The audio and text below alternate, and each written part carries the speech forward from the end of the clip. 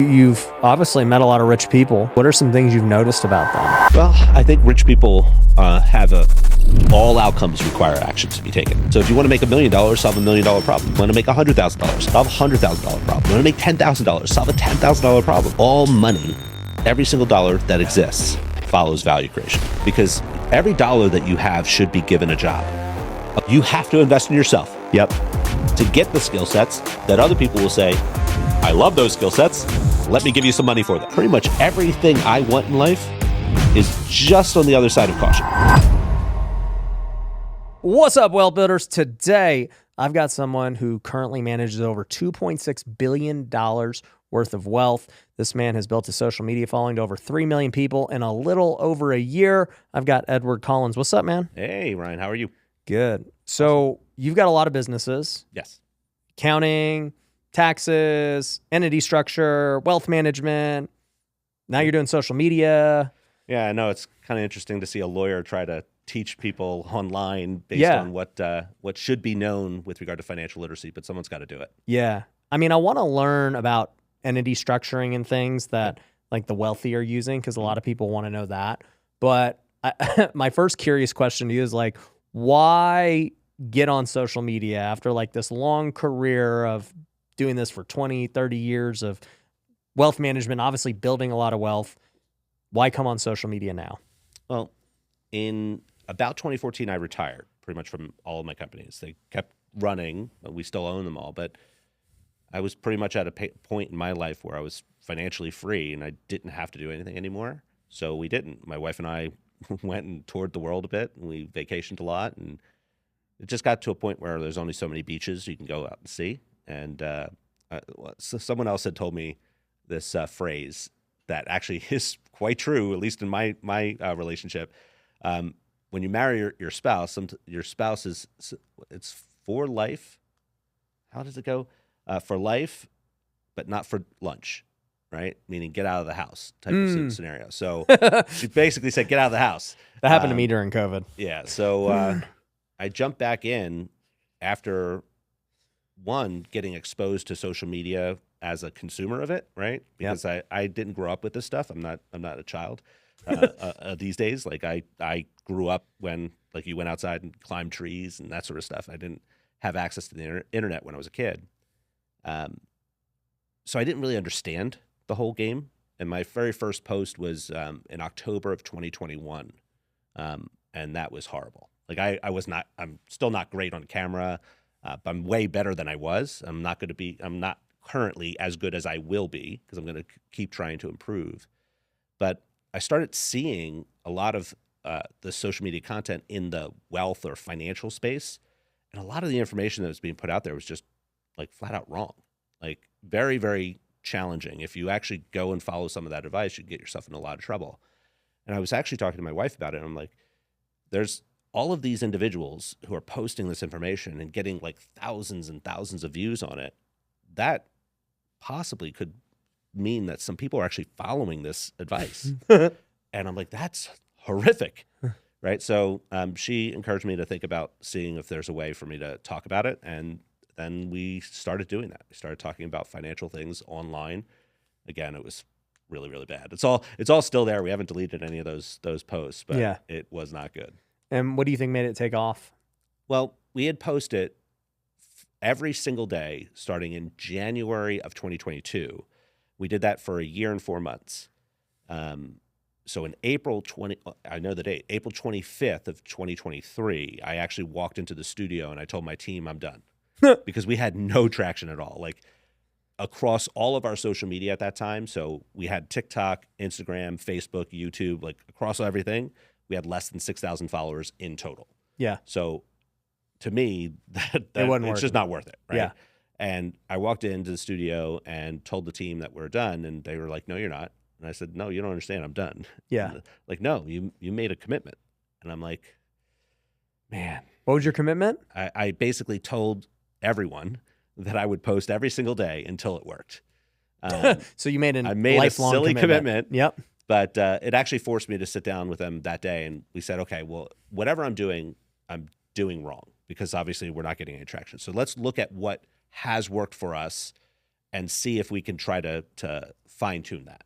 So we started looking at some of the posts that we had made and the ones that had gotten traction. Now, again, I have to put this into context. At the time, traction for us was like 100 views. Like that was like super special. Yeah. And we noticed that there were a couple of these videos that were getting those 100 views, 150 views. And I'm like, what are these? These were reaction style videos where we would be researching a particular content piece. We'd try to find videos that matched it. And then we would script out like what a response was going to be in order to really aim at a final, maybe a CTA of some sort, whatever it was going to be. And I'm like, okay, these are getting traction, but maybe the way we're doing it isn't working. So let's try it a little bit of a different way. And I said to my team, load one of the videos onto a phone, hit record on the camera, I'll hit play, and record me watching it for the first time. And that's what happened. I hit play, they're recording, and whatever was happening on that phone was not correct. My face started doing some crazy things because of, again, it's just authentic reaction. And then when the video was done, I just put the phone down and I just spoke. No scripting, just based on my 20 plus years of experience at the time. And my team edited it, posted it that. I went home, came back the next day, and everyone was like buzzing. I'm like, what's going on? And they go, you don't know? And I said, no what?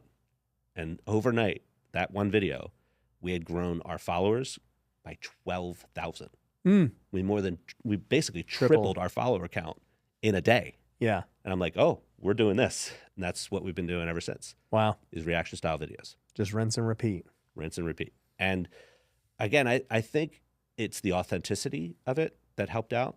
Because I recognize I don't resonate with everyone. Like, I understand that. I have very strong opinions on certain things.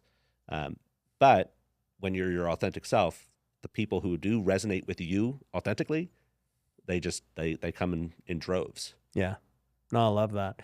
Yeah, we can talk more about social media because I want to know what you talked about at ClickFunnels and everything else. Sure. But let's talk a little bit about the financial side of things. Sure. So, you've obviously met a lot of rich people over the years managing wealth. What are some things you've noticed about them?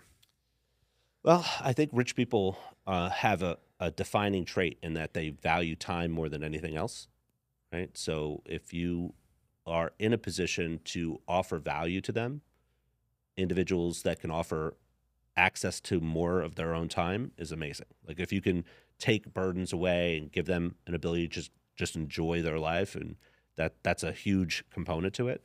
And on the money side of the spectrum, money buys time, right? So if you can create real wealth, that is an ability to have time because you have that financial freedom. You can do whatever you want, wherever you want, and you can leverage that most important freedom in the world, right? Because I fundamentally believe financial freedom is by far the most important freedom. It leads to all other freedoms. It leads to the freedom of healthcare, leads to the freedom of mobility, the freedom of security, freedom of choice. Like all of the freedoms that people typically are interested in are all founded in financial freedom. Yeah. I've always kind of thought that, obviously there's lots of freedoms, right? Just like that one you mentioned, choice. Like at the end of the day, I think that's what people value. It's like, man, dude, I just want to be able to do what I want to do. Like have the choice, and you need money, you need health, you need all these things in order to make it happen. And, it's just like, yeah, if I want the choice to drive this car, to live in this home, to go on this vacation, to, spend my time doing this thing. Whatever it is, right? Right. Right. It's your ability to say it is my life and I have the capability of being in control of it. Yeah. Because I'm in control of my money. So how did you even get in the financial space? Oh, that's an interesting story. So I didn't start off as a business owner, as an adult. I actually started my career working for the government. So I worked for the United States Department of Justice. But that, I was on the dark side. Yeah. But it gave just me prosecuting people or what? No, I actually worked in a division of INS at the time. That's what it was called, Immigration Naturalization Service. And I was in political asylum specifically. So again, it sounds sexy. It wasn't. But we were essentially looking at and investigating individuals that were seeking political asylum, many of which were fleeing terrorist organizations. So again, at the time, this was before 2001, obviously, it was not sexy at all. It was a lot of grunt work, a lot of like challenging situations, but you got to see again behind the scenes of how the government actually works, and or I think how it doesn't work. And ultimately that encouraged me to say, hey, listen, this is not for me, because I had this dream when I was a kid that I would be going into the FBI. That's what ultimately I was aspiring to. And I learned pretty quickly that it just wasn't for me. And I made the choice to hand in my resignation without a plan B, and I had nothing to do. So I had always had this interest in money, and I started doing these workshops at local libraries. I'm from New Jersey. Okay. And I would go around local libraries in northern New Jersey, and I would teach people how to budget. And I can remember I was charging $5 to attend the workshop. I was spending like $4.50 on like food and coffee and stuff like that per person. So I obviously wasn't making any money. But someone came up to me at one of the workshops and asked if they could buy me lunch the next day. And I said, absolutely. I have no money, so yes, you could buy me lunch. And he asked me if I had ever, at lunch, he asked me if I ever given any thought to financial services. And honestly, I hadn't given any thought at all. And I started doing a little research into it, figuring it out, and I jumped all in. I went and I launched my first financial planning practice back in 1998. What kind of degree or license did you have to get for that? Yeah, so I was a double major in undergrad, so it was history and psychology major. I had a minor in political science and a certificate in government service administration. Again, thought I was heading into the FBI realm, if you will. And then you had to get licensed, health insurance license, securities licenses, Series 7, Series 66, like all of the stuff that's necessary for you to actually engage in financial services in the United States. Yep. Had to go through all of that licensure process and acquire that information, if you will, that I could then regurgitate back to people and offer advice and counsel.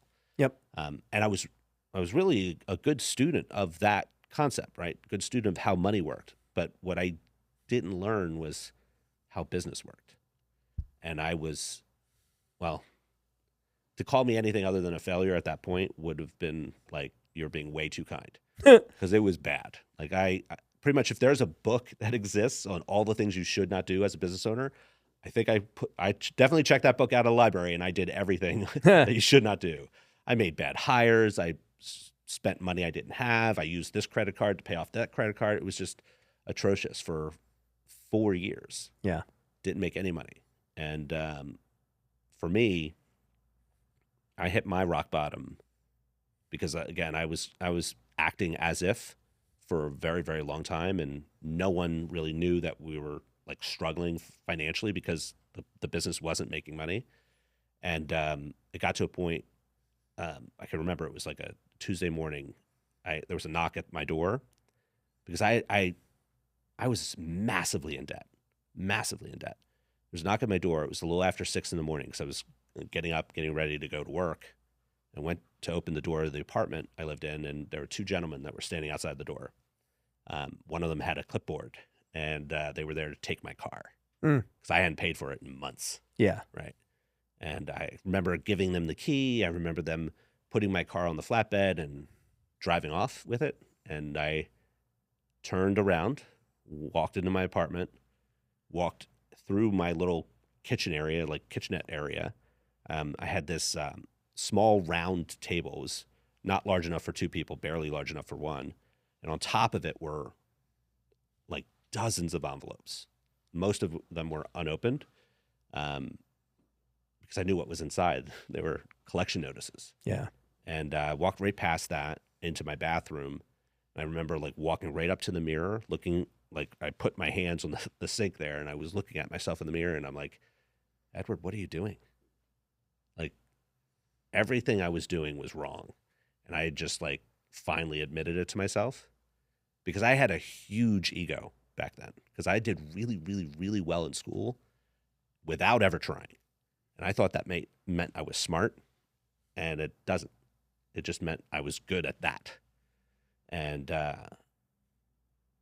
it was like a switch flipped in my head because as soon as I let go of the sink and turned around, it's like I left my ego in that bathroom, and I finally started making outreaches to ask for help. Like individuals who had actually offered in the past to help me, and I would always say, no, I'm doing great.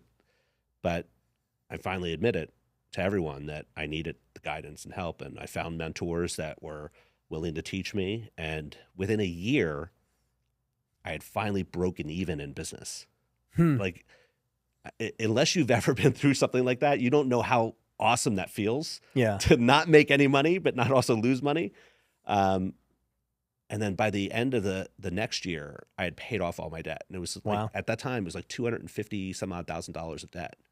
I paid it all off in within a year and had like breathing room. Yeah. So, and it was basically because I learned financial principles, business concepts, and then started telling other business owners about them. Right? And that became my track. And that's how we built the wealth management firm, really just connecting with entrepreneurs all across the country over the following decade, if you will, just building out that opportunity to help business owners really understand how to dial in their financial life, put the right structures in order, make sure that they safeguard their wealth.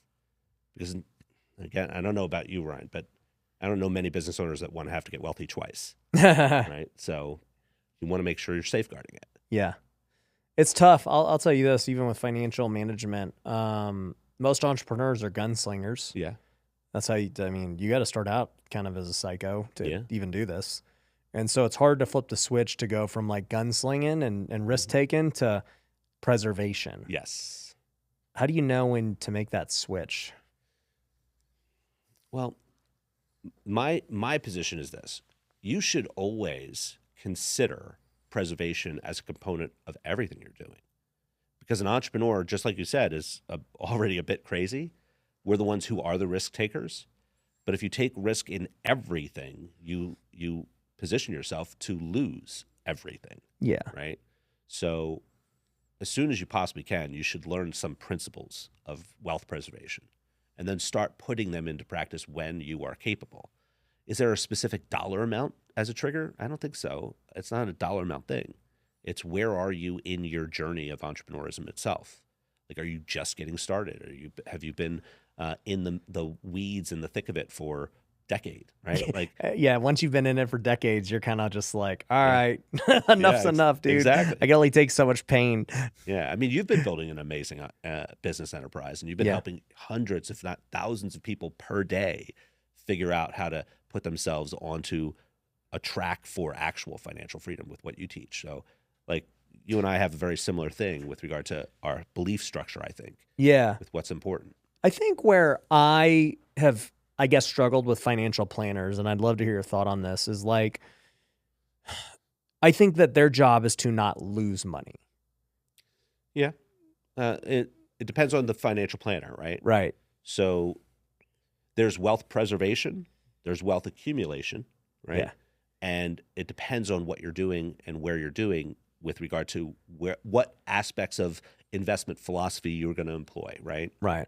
There comes a point in time when individuals that have amassed wealth, real wealth, most of those individuals are less interested in accumulation at that point. And that's kind of my point, is like, I'm nowhere near that point where I'm like wanting to preserve. Like, I'm 35, I'm like trying to go build the thing. Mm-hmm. You know, in my mind, I actually haven't even been doing it very long. I mean, yeah, I've been in real estate for 10 years now, but you know, I retired from baseball when that was 2017. Yeah. So I've really only been a full-time entrepreneur for like 7 years. Mm-hmm. And so in my mind, I'm like, oh man, I'm just getting started. I'm not tired. Yeah, you have plenty of runway left, right? Yeah, and then I'll talk to some of my friends who, you know, they're in their 50s and they've been doing this for decades, and they're like, bro, you will get burnt out at some point. And it doesn't even have to be the burnt out part, but just like the enough's enough part. And, you know, it'll switch at some point. You'll know. And that's all. And these are wealthy people, you know, 9-figure net worth guys. Mm-hmm. So I don't know. I just like, I guess my point is, where I struggle is most people will never reach that point where The vast majority won't. Yeah, like they'll never reach the point where preservation really becomes the thing in my mind. So it's like most people are always in wealth accumulation mode. Well, here's the thing, Ryan. I think the challenge for you and I is our perspective is skewed by what we've seen, right? You and I have been in rooms with mega wealthy individuals. We've seen how they've made that transition. You and I have also put ourselves in a position of financial freedom. Like you're building an amazing enterprise here, right? So you are on that track, if not there already. And the reality is it's hard to connect with someone who has not even gotten anywhere near that yet as to what is truly important to them in that moment in their time, because you are in a different stage of your financial journey. And well, actually, I guess what I'm trying to say is I feel like I'm them still. okay, So I feel like but I will disagree with you, because I don't think you're them. You are an entrepreneur. If you're talking about them, are you talking about like young entrepreneurs, or are you talking about the masses? Because so the vast majority of humans are not going to be entrepreneurs. no, they're not. No. So I guess where I'm getting at is I think financially, let's call them financially. Okay. So most people are not financially savvy or prudent or anything. Yes. So let's say they're in stage 0. Okay. They live paycheck to paycheck. They have no skills. They have no literacy. They have nothing. So that's stage 0. Most people are there. Yes. Stage 1, let's just say, is they start learning about making money. Okay, they're now interested in it. They're reading Rich Dad Poor Dad. They're watching your stuff. They're watching they're in stage 1. They haven't done it yet, Right? but they're interested. My problem is I think most people in stage 1 and even like stage 2 start to already think about the wrong things. So they're already thinking in my mind about 401ks and passive income. And I know where you're going. That yeah, like now I understand. Yeah. Yeah. And I'm not even thinking about those things. Right. I'm like, no, bro, like we got to make money. Okay. Quit trying to make passive income. Quit trying to get your retirement account. Like it's irrelevant. I get that because I speak a lot on different stages. Yeah. And I get inevitably when I get off a stage, individuals will come up to me, and I could tell you, no joke, every single time I get this exact same question. Edward, how can I make more money?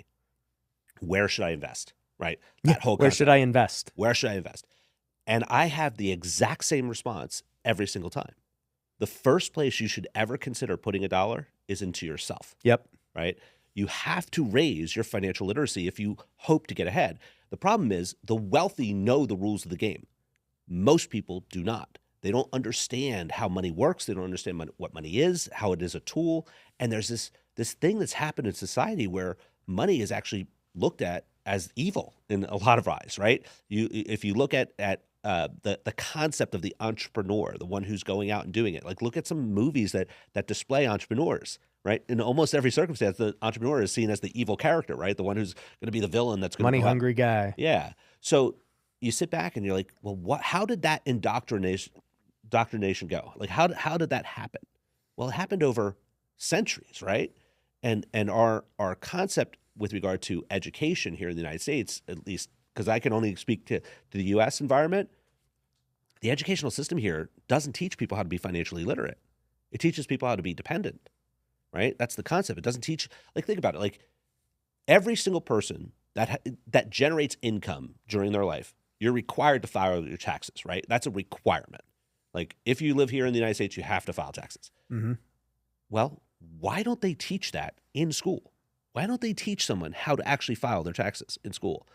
Why? Like what taxes are and how the whole tax code works, and expose people at a young age as to the different tracks that you could potentially go on, instead of saying the only thing you could do is go to college, get a good job for a good company, put a lot of money in your 401k, invest for the next 40 years of your life to live maybe 5 to 10 of them.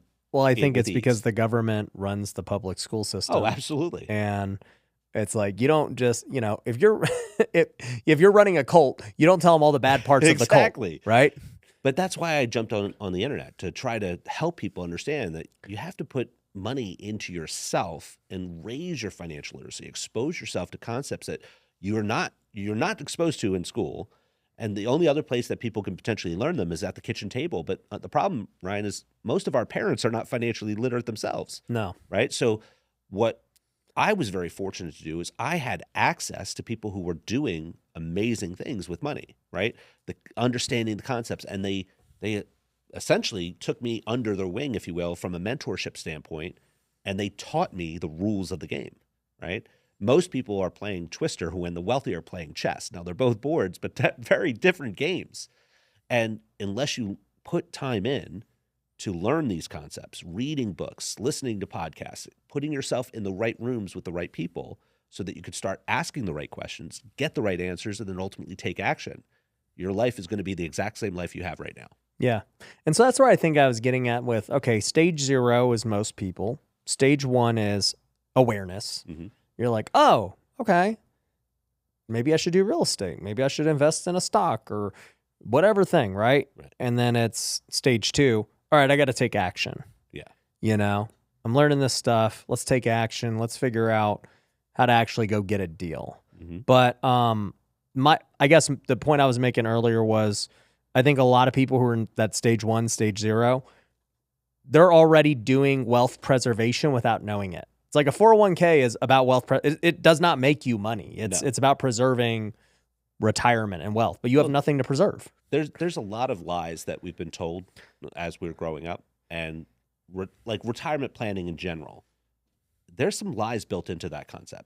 The lie is that you're kicking the can down the road with regard to taxation, right? If you're in a traditional 401k, you're getting a tax deduction possibly for the contribution you're making, but when you take that money out in the future, it's going to be subject to tax. And I don't know about you, but I actually have a pretty negative view on where tax rates are going to be going from here on out. Like, I just look at the size of our debt situation. We have over $35 trillion of debt. And trillion is a really big number that most can't conceptualize. Yeah. And the reality is the what's called the new economic theory, which is what a lot of people in Washington, D.C. think is okay, is we could just continue to print money and be okay. But that money printing process is inflationary, and inflation is a tax that no one voted on. Yeah. It's a policy.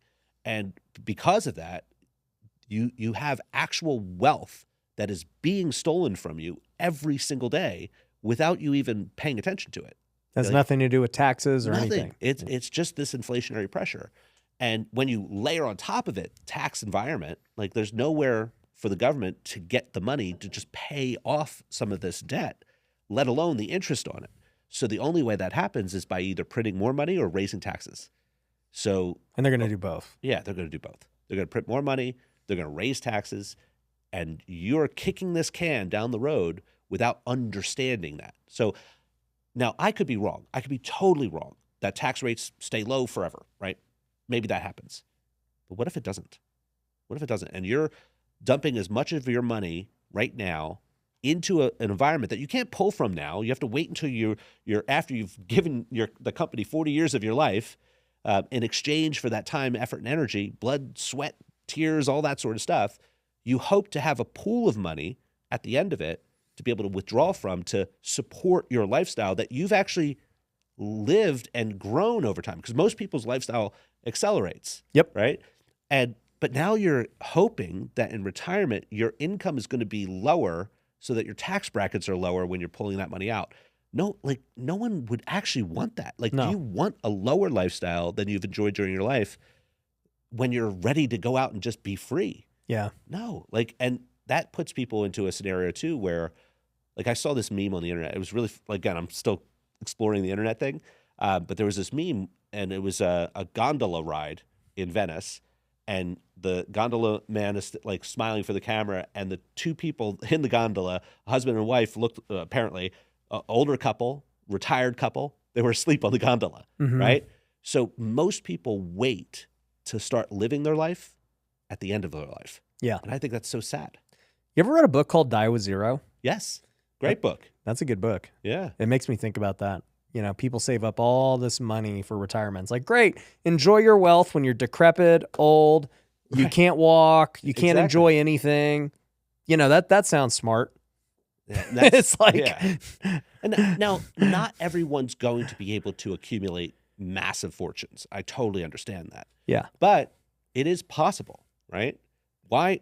I say it's possible because it's already been done. Oh, it's absolutely possible. But you got to make the right moves. You have to make the right moves. So what are the right moves, right? Because we're saying retirement ain't it. No. So what is it? Well, again, elevate your financial literacy to decide where you're going to put capital, because every dollar that you have should be given a job. Otherwise, it's going to become the employee of someone else, right? You put dollars into a bank, now it's the employee of the bank. And that bank is going to go out and use those dollars to make itself money. Yeah. And maybe share a fraction of whatever it makes with you. But that's what so many people do. Instead of saying, well, where could I possibly put this dollar so that it's actually working for me? And again, I follow and ascribe to the rich dad, poor dad theory of assets and liabilities. Like an asset for me is something you control, which generates cash flow for you. So if you're going to acquire anything, you want to acquire assets, because cash flow is the secret ingredient to financial freedom. Like if you think about it, like having equity is good, right? That everyone looks at buying like real estate as an example, and yeah, my portfolio has gone up, but there's a lot of friction to accessing equity. Yeah. Right. You either have to liquidate the asset or in some way encumber it, right? Like get debt on that particular property. Both of those things take time. There's process involved, and sometimes it's not possible, right? Like if there's a down market, for instance, maybe it's really difficult to sell a piece of property. Or if there's economic challenges in the financial sector, maybe it can be difficult to borrow against that property. It's really hard to pick up your house and take it down to the grocery store and buy eggs with it. Right? Yeah. So cash flow is what you want, because cash flow is spendable. Cash flow is the thing that we need as individuals in society in order to actually interact with society. So that's what I think people should consider before deciding where to put their dollars. So like cash flow wise, what do you like as good assets for cash flow? Well, real estate obviously is right at the top of the spectrum, right? It's the pretty much the one asset class that not only has cash flow components to it, but significant tax savings at the same time. Right. Right. And it's a net not gross game here, right? I don't care what your gross is. That's a vanity metric. It matters what you actually have the capability of utilizing. What do you get to keep? And real estate gives you that component. Like it gives you the ability to have the cash flow that you need, and then ultimately get tax benefits so that you can keep more of every dollar that's being made. Now, obviously, I'm a real estate guy and I'm a big proponent, but a lot of real estate doesn't cash flow right now with interest rates and everything else. So would you just buy real estate today for long-term real estate, knowing that you'll get tax benefits, which is a form of cash flow, and maybe break even on the traditional cash flow? Or would you look at other alternative things? What would you do? I'm open to that. Yeah. So I believe in marrying the asset, dating the rate, right? Yep. So interest rates do fluctuate and they change. But the beauty of rental real estate is you have control to some degree over the cash flow component to it, meaning you can put some sweat equity into it, possibly raise the capability of rentals. You can change the dynamic of how you're renting it, meaning maybe you're not going to do long-term rentals. Maybe you're going to stick to short-term rentals and possibly cash flow a little bit more. Maybe you go to the mid-term rental market and try different types of rentals like a residential assisted living or pad splitting. Like all of those concepts are interesting ways and components to figuring out the cash flow game in the real estate market. Yeah. But the only way you're going to learn about those things is to put yourself into the right rooms where you can hear people talking about it. Yeah. Because again, you're not going to be taught any of this stuff in school. No. Right? Get subscribed to like the best podcasts and listen to them. Like instead of watching Netflix, why not put something into your head that can actually change the trajectory of your life? Yeah. Well, I think most good people, I mean, if they're listening to this right now, they're probably already of that mindset. Yes. So I guess then, like, what are other things you like beyond real estate? Well, I think alternative assets are interesting as well. So getting into things like cryptocurrencies, getting into even on the traditional side of the spectrum, stocks, bonds, mutual funds, etc. Having a really interesting, diverse aspect of a portfolio is something that's attractive. But one of the things I've learned too is that the individuals who typically achieve significant wealth, they usually do that through one asset class. And they diversify in real estate. Exactly. Or the real estate itself could be the asset class that they go all in on. Yeah. And then any diversification happens, that typically happens when they hit wealth preservation mode, right? Yeah. And that's kind of, so, I mean, right now we're talking about where you should put your dollars, but that doesn't answer the question of where do you even get the dollars in the first place, right? Yes. And that's kind of my point with where I feel like I fit into the spectrum. Like, Yeah, I mean, like I want everyone to buy rental properties. I want everyone to, I don't think there's anything wrong with investing in stocks or crypto or other things. Mm-hmm. But what I am such a huge advocate of is active income and like creating the dollars that you need to invest. And so many people skip that. They're just like, oh, yeah, like, dude, I got like $1,000. Where should I put it? And I'm like, bro, nowhere. You. Yeah, exactly. Like, you don't have a 100%. choice. Your business, you. And it's like, oh, well, I got $10,000. I want to store it away. I'm like, no. You have to put it in your business. And like people just don't understand where they're even going to go figure out how to make money. Well, I think one of the interesting things, Ryan, that you have is perspective with regard to like athletics, right? Yeah. So in order to become a good athlete, you have to do the things that make you a good athlete before you're a good athlete. Yeah. Right? Yeah. The same thing with wealth. You have to start doing the things that wealthy people do before you're wealthy so you can become wealthy. Mm-hmm. Right? So where do you put those dollars, or how do you create those dollars? Well, figure out the whole value creation game, because all money follows value creation. You go out into the world, solve someone's problem, money follows. So if you want to make $1 million, solve $1 million problem. If you want to make $100,000, solve a $100,000 problem. You want to make $10,000, solve a $10,000 problem. But all money, every single dollar that exists, follows value creation. Right. So that's where Figure you out have to to learn create how value. to create value. Mm. Right? Find tools and techniques by which you can go out and create value for others. But I recognize not everyone has that entrepreneurial bent, because what I'm talking about now is more on the entrepreneurial spectrum. How can somebody who doesn't want to be an entrepreneur, increase what they make and create more value? Invest their dollars with entrepreneurs. Right? A lot of people think they have to go it alone. No. If you're not an entrepreneur, maybe you're an intrapreneur, right? Yeah.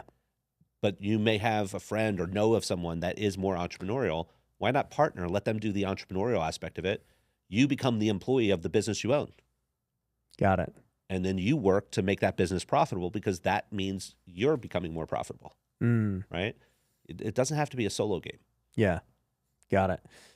So, just even speaking of that, I mean, I would assume that most people that are in your high-end wealth management, right? Because I think you were saying earlier they got to have a net worth of at least 10 million. Yes.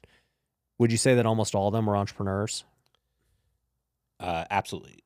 So with the caveat, I believe real estate, when done right, is business, right? So that's their entrepreneurial business. That's their entrepreneurial business. So I have a number of clients that are very, very wealthy purely from real estate, and that is their business enterprise. But business ownership does lead to wealth creation. Mm-hmm. Right? It's not everyone is successful in business. That's not what I'm saying. But Harvard did a study where they basically looked at everyone in the United States that earns $5 million or more. And they said, of that class of individuals, which interesting class to be in, right? Yep. 94% of them own at least one business. And the other 6%, the vast majority of those, are highly paid executives or presidents of publicly traded corporations that are compensated in stock. Yeah. So they're business owners too, right? So that's the concept. Like, business ownership is the way to go. Like, if you're interested in true financial freedom, I'm a huge advocate for business. Yeah. Or worst case, you become a great, I don't know, executive or salesperson who's Absolutely. making multiple six figures, and you get really good at investing that into real estate. Correct. If you, again, every dollar that comes in, figure out where it's going to be best allocated. Be a capital allocator so that you can get the outcome you desire, which is to have those dollars be the thing that continue to generate cash flow for you into the future when you're no longer that senior executive that's bringing in that paycheck year after year. Mm-hmm. Because ultimately, those senior executives eventually will not be a senior executive anymore. Right. At some point in time, they're going to exit or separate from that particular enterprise. Well, what happens then? Yeah. So what do you think about, let's say you're making money now and you got tax problems. Okay. You have an accounting firm, tax firm, strategy. You have all these different things. So how are the rich avoiding taxes? Again, real estate mostly. Real estate is an interesting play because of something called bonus depreciation, as you know. They utilize that significantly. And there are also other tax strategies that that individuals that have amassed significant wealth start to get involved in, specifically with regard to charitable planning and things of that nature, utilizing charitable trusts in order to accomplish outcomes that they desire, where they get to keep control over their money, but also get a tax benefit for donating things in the future to charity. You get a tax deduction today for doing that. I mean, there's lots of different strategies that can be employed, but ultimately it's figuring out who knows those strategies and then figuring out which strategies are best for you.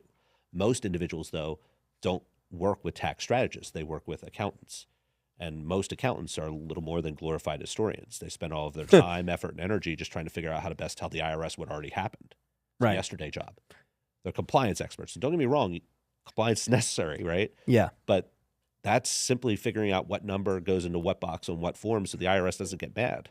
That's not figuring out how to reduce your tax burden. And tax strategy is a proactive game. You have to figure out what should I be doing over the next week, next quarter, the rest of the year, so that I can make sure I keep more of every dollar I make when it comes tax time next year. Yeah. But most people, if they ever engage in tax planning, it's like at the end of the year, or worse, the new year, right before they go to file their taxes. They're like, well, what can we do? Yeah. Well, it's too late. The year's gone. Yep. It already happened. That ship has sailed. Yeah. What do you think about, the idea of, I see this a lot too when people start to make some money. They go into, hey, I don't want to pay taxes mode. And so they're thinking about all the ways not to pay taxes, and they're losing sight of the make money mode. Yeah. So here's the reality. If you have to pay taxes, that's a high class problem to have. Right? You made a lot of money. You made money. Yeah. I don't like paying taxes because I hate the government. I don't want them to get a single dollar. I would much rather you have control, be a great steward of the wealth that you've created, because I have faith that you will actually go out into the world and do good with it, right? Whether you're going to employ someone that gives them a job, whether you're going to buy an asset like a piece of real estate, which is going to give someone a home or an office to work in, right? Whether you're going to go out and fix up your local community because you live in it, you want it to be nice, right? You as an entrepreneur have an ability to actually change the world locally. And my problem with what the government does is it's so distant from us, we can't see what they do with our dollars, right? So my philosophy is, if government should exist, it should exist as close to the people as possible so that we can literally see what they're doing with our dollars, because the government doesn't make money. It simply takes money and redistributes it. And I have huge problems with how it chooses to redistribute it most of the time. It doesn't mean I hate the government, but I love America, right? I don't want people to think I'm an anarchist, right? I just think that the challenge in the infrastructure that our current government is, it doesn't matter who the candidate is. Like, we're in an election year now. Neither candidate is coming to save you. Yeah. They're not. Yeah. So you have to save yourself. Yeah. And most people don't wake up to that reality until it's way too late. I was telling our sales team that, because, we'll get a lot of people who like, dude, I want to learn real estate. And be like, all right, you can join for $97 a month. Yeah. I can't afford $97 a month.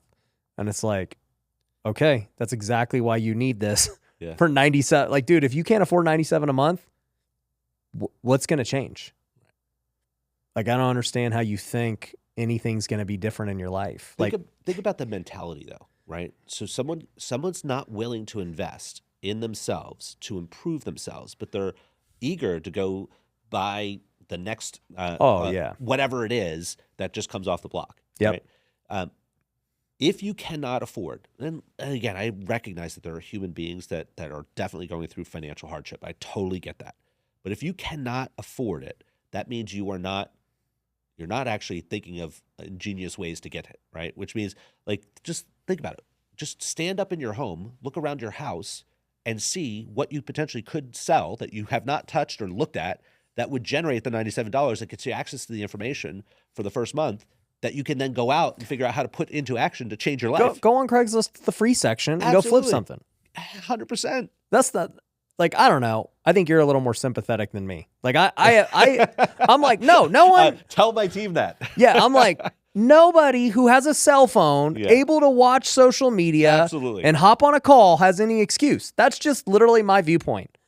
I just don't know. And call it harsh, but like, no, it's true. Yeah, like it's like, dude, you saw the ad. You have something that's giving you this ability. Like, you can make money. A lot of people though enjoy being in a state of misery. Yeah, I know that sounds crazy, but they do, right? Otherwise, like, why would you stay in it? Like, unless you enjoy being in that state, why would you stay? Yeah. So that's the way my logical brain works. Like, if you are doing something that is not leading to the desired outcome you wish to have, that means the thing you're doing is wrong. Yeah. The only way to it's not changing is go ahead and change what you're doing. Yeah. Right. And that's what I had to really, like, when I was having our sales meeting, I'm like, guys, like, the 97's not going to change my life. Okay. Do you got to have enough conviction to really get these people to understand that if that is their object, like, it's one thing if it's like, well, I don't know if your program's the best. It could be I'm like, all right, that's all good. Yeah. But if you're like, I can't afford $97 a month or $200, whatever the case is, you have to get that person to understand where they're currently at, because they have no self-awareness of, like, number one, they probably think that something is magically going to change. Like, I don't know what they think it is. Maybe it's the lottery, a scratch ticket, or whatever. It's gambling. Like, I don't know what they think's going to change, but it's definitely not going to be their ability to earn, because they have no skill. Right. That's why they're in this position. Right.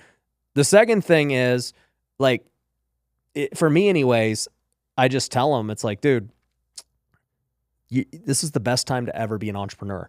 Oh gosh, like, yes. Where you could go start a wholesaling business for a couple $100 a month. What other business could you do? You could do it for $0 a month.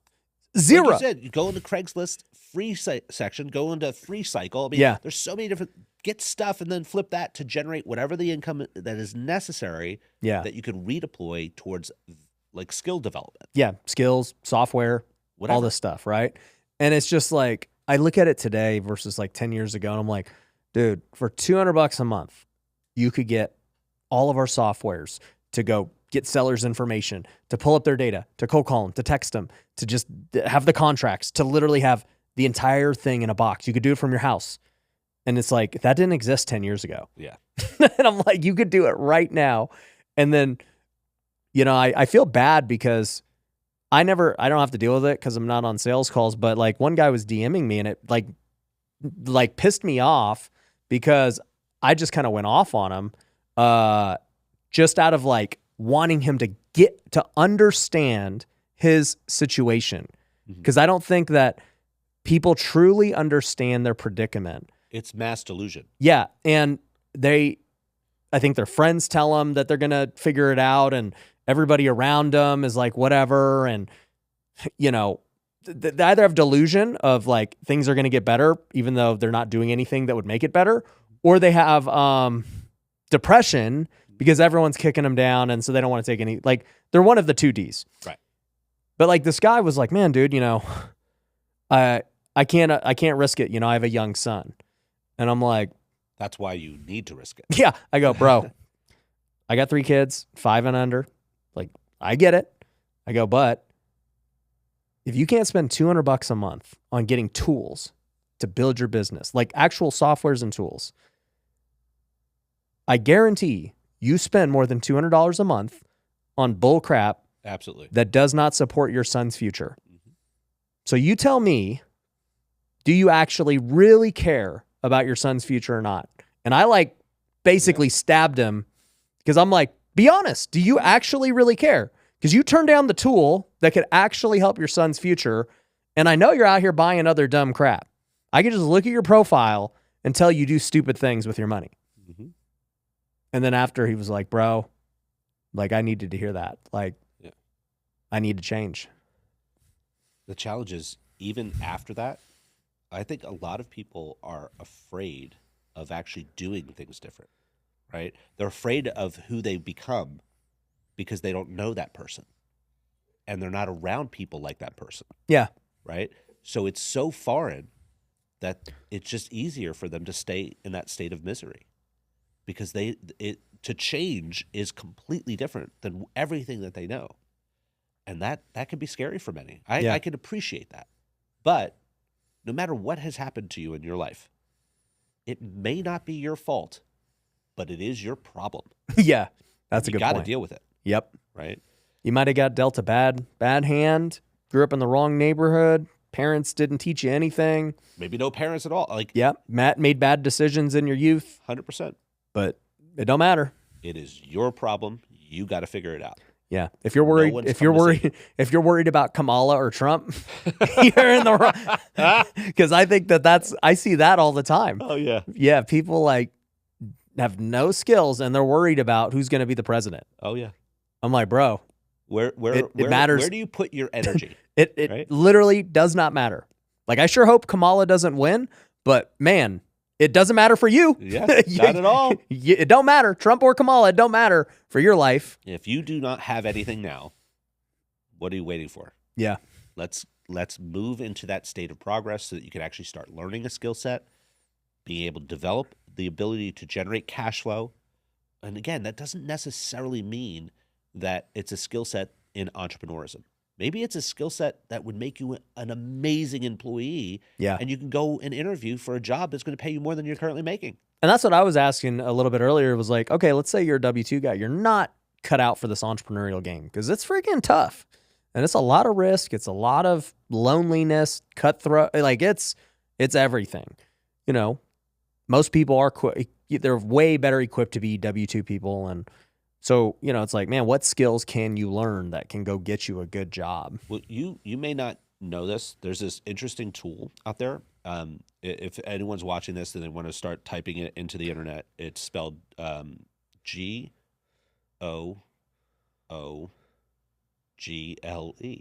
Right? Like, you can Google anything. Like you were saying, we are living in a time that we are very blessed to be in. Yeah. You have access to all of the information that exists. Yeah. Right? And it is completely democratized. Now, there's also a lot of junk out there. I get it. A lot of misinformation that's out there and can definitely lead people in the wrong direction. But if you're talking about skill set development for a W-2 worker, all you have to do is go into Google and say, what are the top performing jobs in the United States over the course of the next decade? And then, how do I learn that skill? Yeah. And then now with ChatGPT, you can actually just put into a prompt, I am XYZ employee. This is my current salary. I want to make 10% more, 25% more, et cetera, et cetera, et cetera. You, meaning to ChatGPT, you are an expert in development of skill sets. What skill sets should I develop in order to help me accomplish my goal? And then have ChatGPT give you some things and then say, your mentor. How would I do it? Right? Yeah. It's so crazy. People are just unwilling to do the things so that they can have the things they actually want. Yeah. Well, I think it's back to, okay, that's the people in stage 0 who are not even aware. So stage 1 is you have awareness now. Yes. And I think that, you know, obviously, like, if you're listening to this podcast or you book a call with our team or your team, you have awareness. Yes. At the bare minimum. Yes. Right? But 2 becomes action. And that's where execution becomes tough. Like, it's like, all right, dude, you know you need to get into real estate. You just heard us say it. You're like, I'm in. I'm not ready to buy rentals yet because I ain't got no money, but I want to go flip. I want to wholesale. All right, I'm ready. And then I'm like, all right, dude, well, what path you want to take? You could, a couple $100 a month, you could have everything you need. And it's like, I don't know, man. Yeah. Like, they're so complacent. Yeah. And again, I know we're both speaking in generalities. Yeah.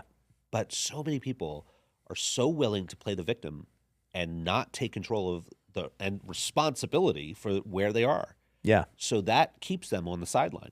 Yeah. They're unwilling to cross over just the starting line. Yeah. Right? But what is interesting is once you actually start. Oh, then they love it. Then they love it. Bro, I can't tell you how many people like, dude, just try it for a month. They try it. And they're like, this is great. I'm getting momentum. I talked to a couple sellers. I'm like, yeah. Yeah. You just have to, like, do it. Yeah. It's like people who want to get fit, right? Yeah. They don't go to the gym. Okay, I can't afford a gym membership. Fine. Work out in your house. You have legs. You don't have Run. weights. Use your body, right? There's Yeah. so many different things that people could be doing. They don't do it because they, for some reason, either have no concept of what their state is actually right now, like we were talking about that delusional concept, Yeah. or they are afraid of who they become. Yeah, that's one thing I've noticed with successful people is they don't ever take no for an answer. So like, I had a guy in here who super jacked and successful entrepreneur. He's doing bodybuilding and stuff. And, he's here in town for Vegas to film this podcast. And so he doesn't have his gym. He doesn't have his meal preps. He doesn't have all the things that he's been doing. But guess what? He was resourceful. He's like, yo, yeah, in my hotel today, I just made do with what I had and did push-ups and sit-ups and, all this, went for a run. And then here I found this Mexican place and I just got some, tortillas and meat and, I'll still be clean and have my macros. But it's like, this is a guy who's just figuring out to make do with what he has. Yeah. Instead of just being like, well, I'm not in my normal setting for the next day or two. I'll just let it all fall apart. Well, there's also this thing that I call the Instagram reality, right? So we basically get to see the destination of a lot of people who, quote unquote, are successful, right? But we don't necessarily see the journey that got them there. Right. So a lot of people aspire to whatever that high state is, but they don't really realize that you actually have to do stuff to get to that. Mm-hmm. It doesn't just happen. Yeah. Like I built what I have over decades. Yeah. Right. And there were times, like I shared earlier, like I was not in anywhere near what people would call a success.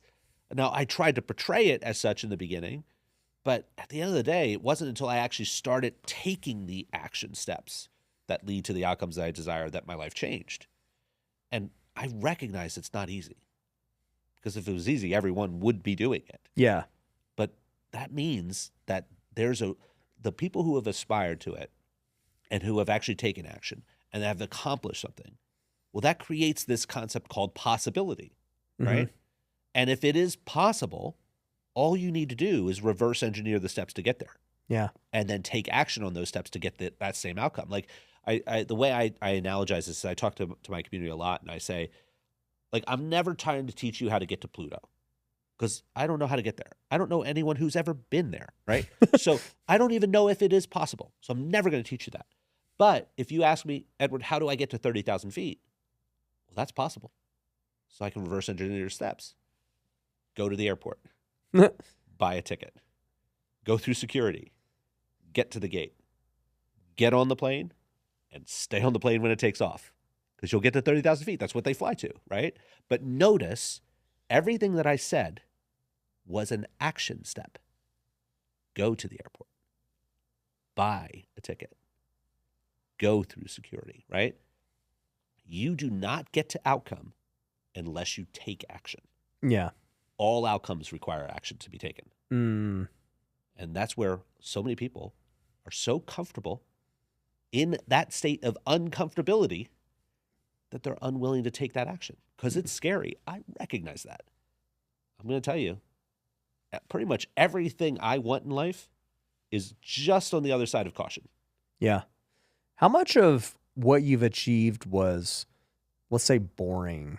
Because most of it. Like the vast majority of it. Yeah. And this is what I'm getting at is like, obviously you struggled for many years testing and trying and, figuring out what worked. And then at some point, people thought you were an overnight success. Like it clicked. Yeah. All the failure finally culminated in something that works, a process. And then from what I have found, it's just like at that point, once you have a process, it gets pretty boring. Yeah. It's just like put as much through it as humanly possible and then just let time do its thing. Absolutely. And again, with this Instagram culture that we live in, no, don't get me wrong, I'm utilizing and leveraging Instagram. You're an influencer now. Don't hate on yourself. I'm not hating on myself, but it is definitely misleading, right? because you don't see all the stuff that it takes to get to that outcome.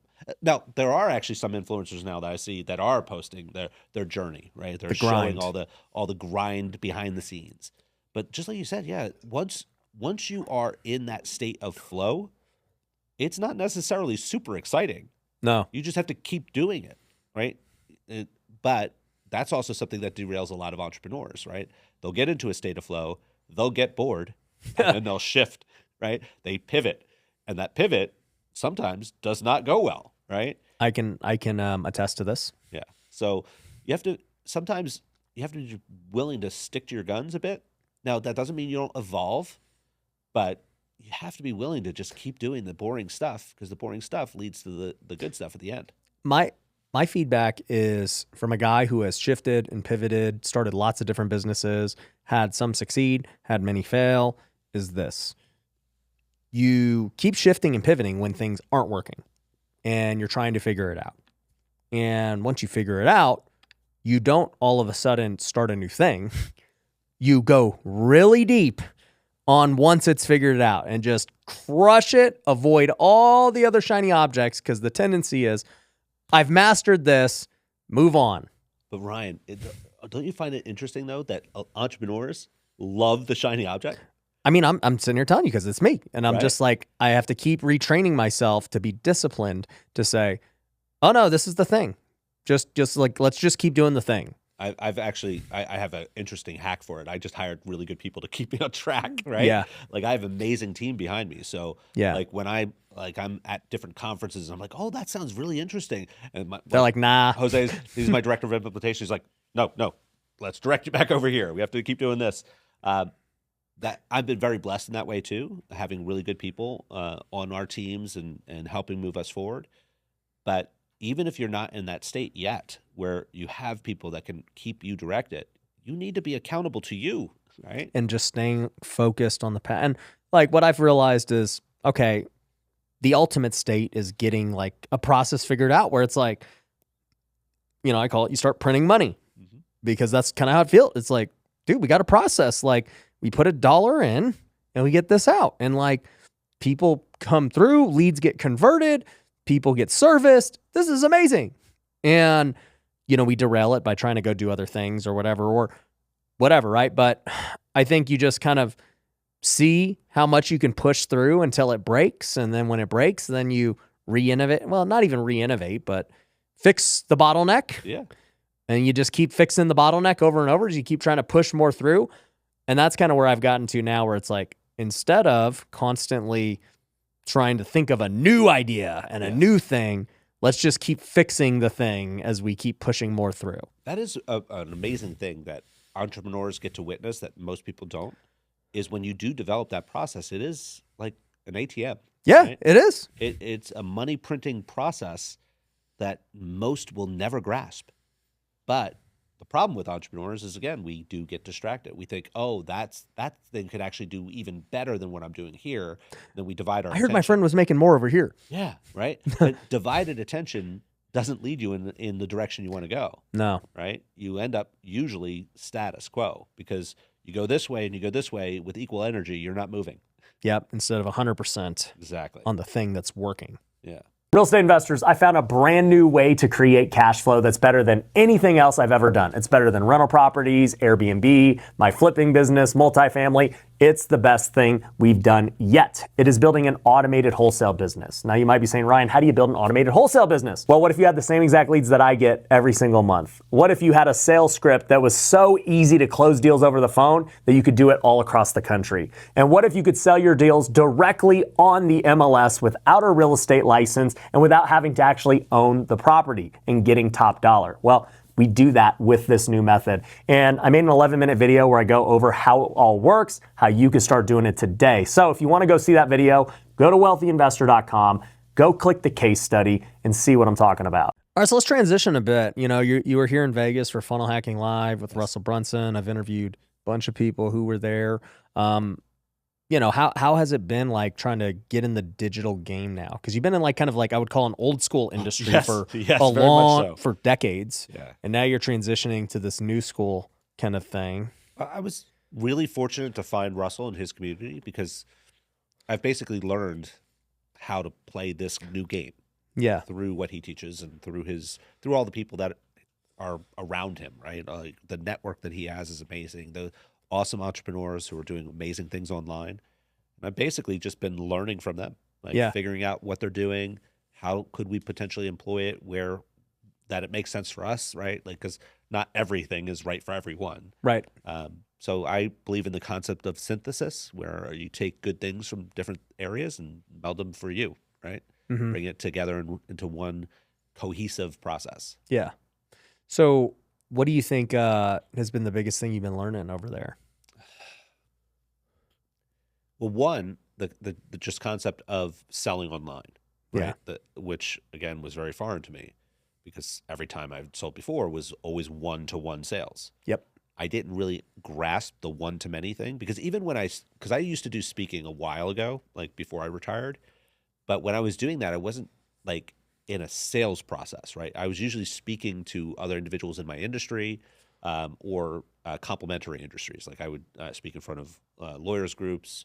I would speak in front of insurance and investment groups.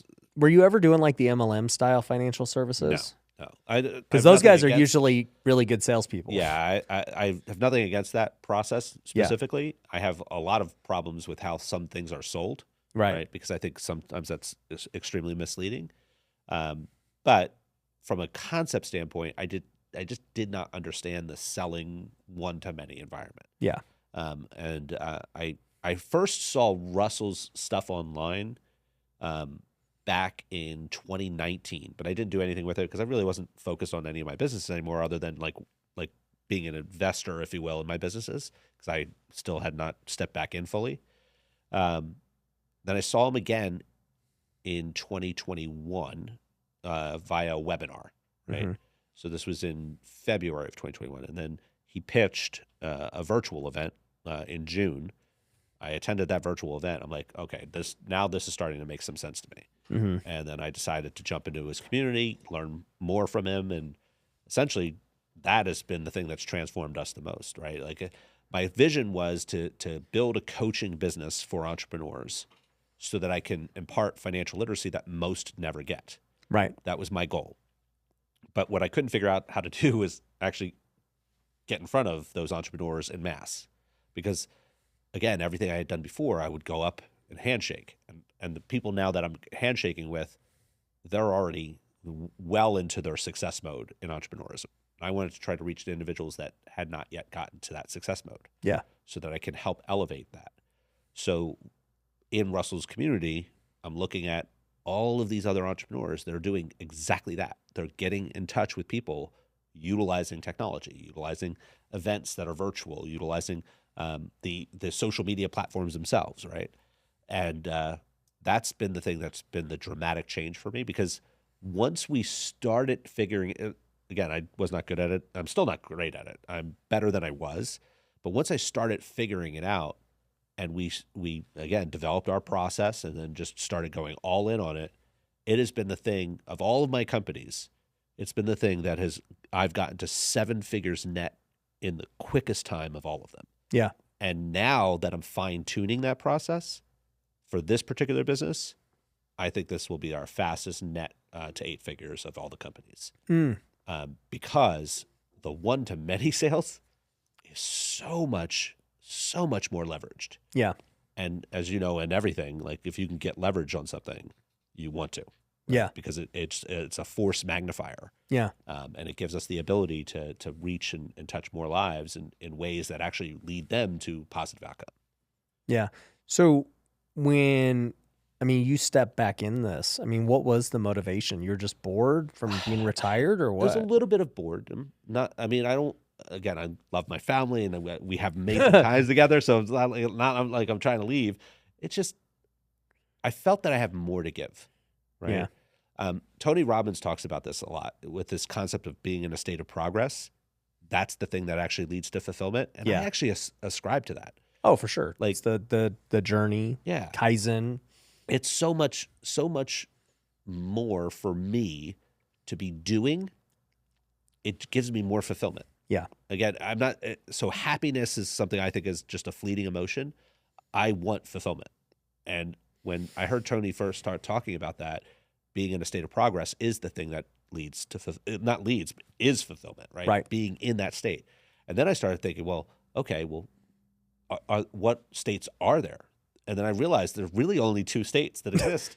You are either in a state of progress or you are in a state of decay, because there is no middle ground. Yeah, there's no like staying the same. No, that is decay, Yeah. right? So if you continue to do just whatever status quo is, you are not going to be fulfilled. You know what's funny? I remember, I don't know stocks really at all, but I do know you want your stocks growing, right? Yeah. Like you want to invest in companies that are growth minded. And I always used to think like, why? Like if a company's making, $100 billion, like it's all good. Why they got to keep growing? And it didn't really dawn on me until I was a business owner why it's so important. It's not that you have to grow because, you just want to keep making more and more net profit. But the reality is if you don't constantly pursue growth, you will die. Like competition will eat you up. Inflation will eat you up. Government will eat you up. Like so many things will kill your business if you don't pursue growth. And I think that normal Americans see the same thing. Like inflation is killing their savings. Inflation's killing their retirement. All of these things will attack you if you don't keep growing. Yes, I fully agree with that. Like beyond a doubt, the thing that changed my course was realizing that boredom that I was feeling, that it really wasn't just boredom. It was like I felt like I was not in that state of progress, and I was not. Again, I hesitate to use the word happy because I don't think in those terms a lot of times, but I was not fulfilled. And that's when my wife and I were talking, and she's like, "Go back, go do something, go. You have the ability to do it, right?" And she encouraged me, and once I jumped back in, I'm like, I need to figure this out. Yeah. I was really bad at it. Like, I'm still, again, I'm not great. I'm better than I was. And a lot of that's because I've been learning vicariously from others who are doing it, right? People who are actually putting themselves out there online, changing other people's lives by doing so, leveraging the tools and the strategies that they leverage. Yeah. And then iterating, right? Figuring out what works. And then once we hit that state of momentum, it was off to the races. Yeah. Now we're all in on it, right? Took us a while to get there, but we're all in on it. What do you guys like? I guess what are your core offers right now? So we have a community, Yep. right? And we essentially funnel everyone into our community. And inside of our community, there's a variety of ascension tracks. We have courses, we have coaching programs. Got it. We have consulting. Is the community programs. subscription? Yeah, we have a community subscription pay. How much is it? $197 per month. Okay, got it. Cool. Yeah, we switched to funnel doing that for everything. I fundamentally, I think it's just an amazing model because It just makes sense it just for makes everyone. sense. The Right. consumer, the It business gives you owner. the capability of getting access to information that is transformational, right? Because people really don't want information; they want transformation. Yep. But in a community environment, you get to do that together with others, right? Yeah. So that's that. I fundamentally believe that that's an amazing thing. So that's why when we were trying to design this, we tested and iterated a couple different ways to do it. Like we used like Facebook groups and that sort of thing, and then we eventually migrated over and leveraged School, that Yep. platform. Yep. Because it just makes a lot of sense for us now in the state we're in now. Mm-hmm. Yeah, we've been on School for a few years now. Before Hormozy got involved, I've been friends with Sam for a long time, and that's how we became friends because we were at a little group, and I was already using School. I was like, "Hey, bro, like I use School." He's like, "No way." He was like all giddy about it because School was new, and I was like, "Dude, I think it's the best thing. Like I just use it because I think it's better than this and this, and it just kind of get." He was like, "Dude." And then he's just like, because Sam's like a nerd. Yeah. So he's just like, "Okay, so tell me what you think about this feature and this feature and this feature." And so, yeah, some of the things that they've added over the years have been on feedback that we've given over the years. So it's cool to see. It's exciting to see what they end up doing. Yeah. It's definitely an adventure, right? The tools and technologies that are out there these days are amazing.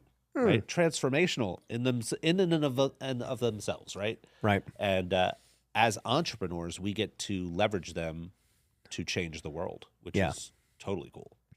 How do you think somebody could be like an entrepreneur part-time? Because I think that that's a interesting thing. Because like I give the context. So, you've walked through my office, and so most of my employees are younger. They're probably 20s, 30s, 40s. Don't really have any like 50s or 60s or anything. And, obviously they work for me, but, some are entrepreneurs. So, they're salespeople that can make, as much as they want to make, right? They don't have to pay for leads. They don't have to, worry about fulfillment and all these things. Some are coaches or admins, and they're buying their own real estate on the side, building their own business. One of my guys, a marketing guy, he just started his own golf company on the side where they help set up golf events for people, like big, scrambles and stuff. And so I think it's great. And clearly I'm always like, I don't want to say I'm always hating on W-2s. It may come off that way, but I guess my thing is I'm just like, I understand that not everyone should go quit their job and come in. Actually, most should not. Most should not. Right. But I am pro, like, hey, let's make some money in other ways. Yes. And if that somehow like eclipses what you make in your normal job one day, and maybe you don't even like your normal job, then great, quit. But if you like doing both, amazing too. Yeah. I would definitely say that if you're going to start down the entrepreneurial track, having the safety net of an income already is huge. Yeah. Right? If you're just getting started and you're going to leave an income to have just hope for an income, that's a problem. I don't know many people who have ever really even gone that route. I've seen people actually like leave a job and start a business and fail. But I'm talking like no reserves, nothing. I'm actually going to say I don't care whether you have reserves or not. I don't think you should do it without cash flow, right? Because again, cash flow is more important than reserves. Having money coming. Absolutely. Yeah. You need cash flow because cash flow is what you're spending. If you're eating into your reserves, you have negative cash flow. Of your ability to get cash flow, right? And that reserve environment could be the thing you invest into your entrepreneur growth, right? Right. Whether it's personal development, whether it's business development, methodology development, technology that you may need in your business. So there's the need for that capital. Yeah. Now, obviously, there's a variety of degrees. Right? If you're doing a side hustle that is going to be 1% of your activity over a month, it is unlikely that that's going to be all of a sudden overnight 100% of your cash flow, right? Yeah. It's just not realistic.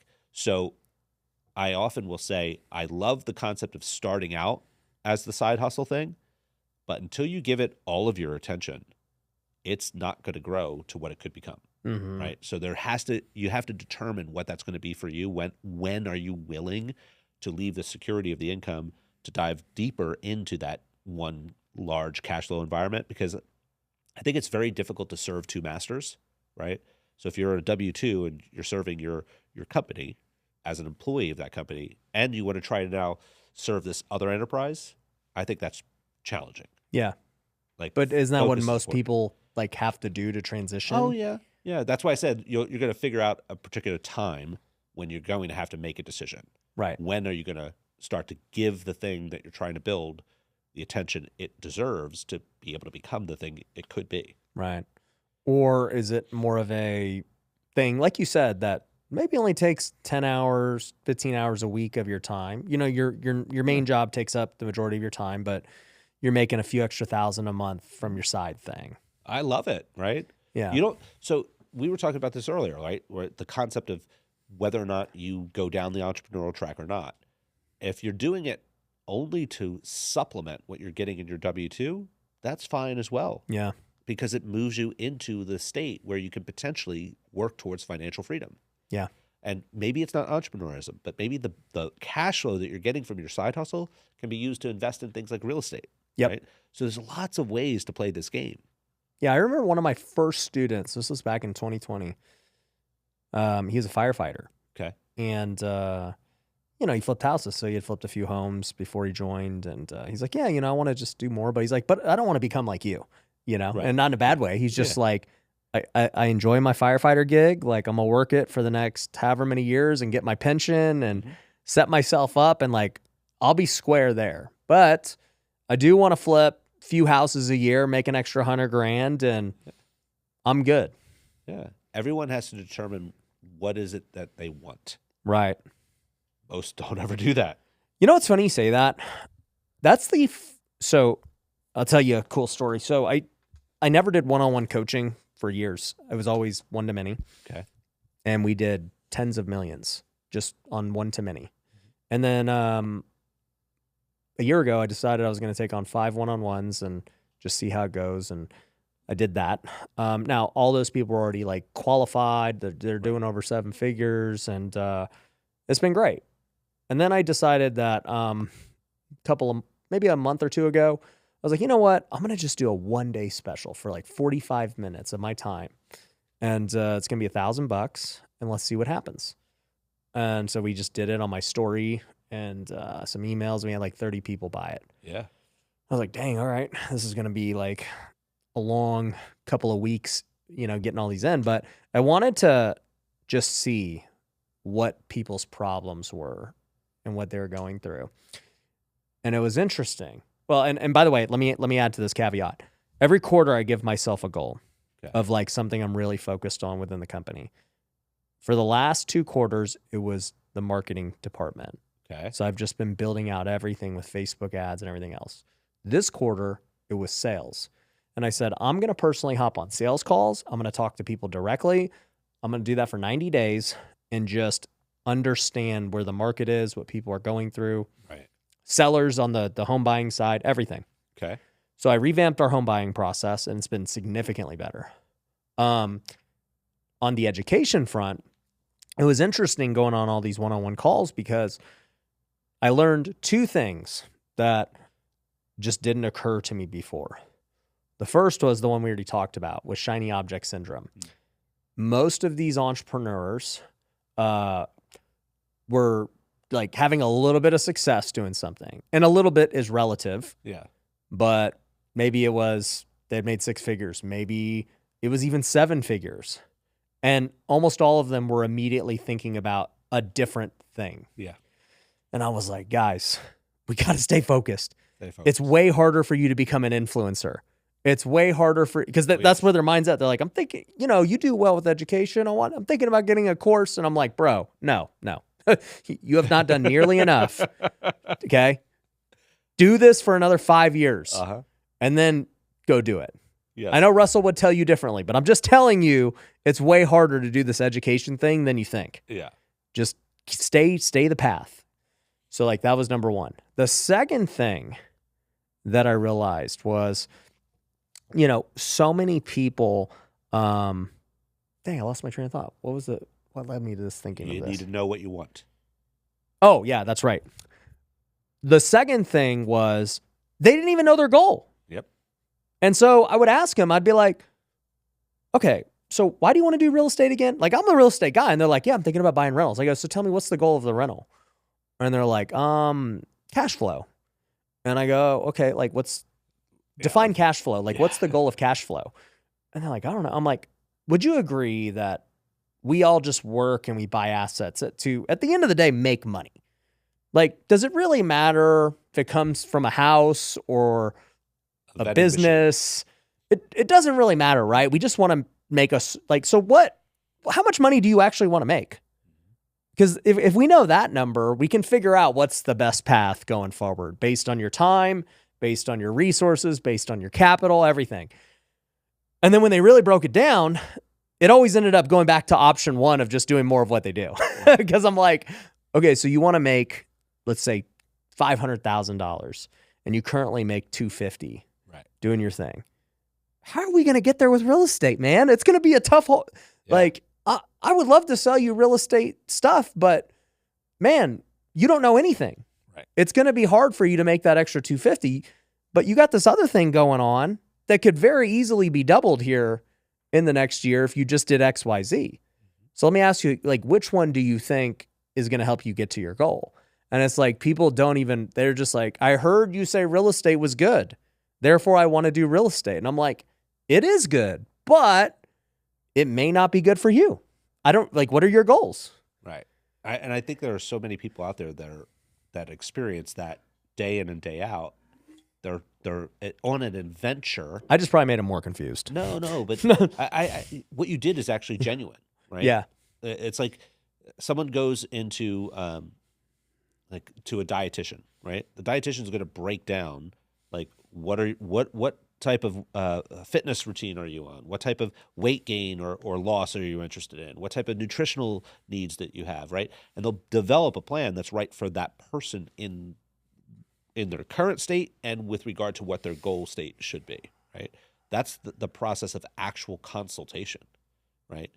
Most people, though, don't ever go through that consultation process, right? Let alone not with another person, but they don't even do it with themselves. Yeah. They don't sit down and say, well, what is it that's important to me?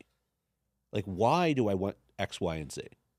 Because if you don't start with that why, you are not going to take the steps that are required to get to the outcome you want, right? Yeah. And they don't go through that introspection, most people. And again, I know we're talking in generalities, but if you were to go out and poll people who are at like a business conference and you're asking them what their specific goals are, I'd venture to say that if with real specificity, less than 10% of everyone in attendance has their goals mapped out with specificity. Now, I'm not talking about, I want to retire by the time I'm 40, or I want to retire X, Y, Z, or I want a house in such and such a community. That's like a vision board. Yeah. That's not a goal. Like if you have a goal, you should be able to articulate to me what steps are necessary to get to that goal. Right? It's not just something nice and pretty that you put up on a wall to inspire you. Inspiration is nice, but it's not going to lead to transformation. You have to do the stuff. Right? And if you don't know where you want to go, how are you ever going to get there? I know. Right? It's like you sit back and you're like, well, I take it even a step further because it's like, all right, it's like, all right, let's get you your financial goal. Okay, it's 500.